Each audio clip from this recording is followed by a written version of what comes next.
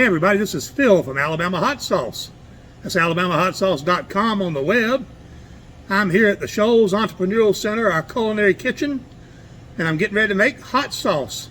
And right beside me is my baking friend, Corina Calise from Oakland Bakery.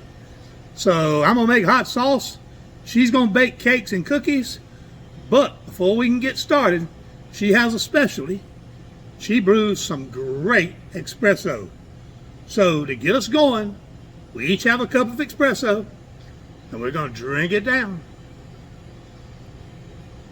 That's good. Ooh. I think she likes it a little stronger than I do, but this is very good. I will tell you this. We'll be hot sauce and baking fools after drinking a couple of cups of this. All right, folks. Appreciate you joining us today. Visit me at alabamahotsauce.com. Come see Corina at Oakland Bakery. She's a great baker, cake maker, cookie maker. She does all kinds of great stuff. And we appreciate you joining us.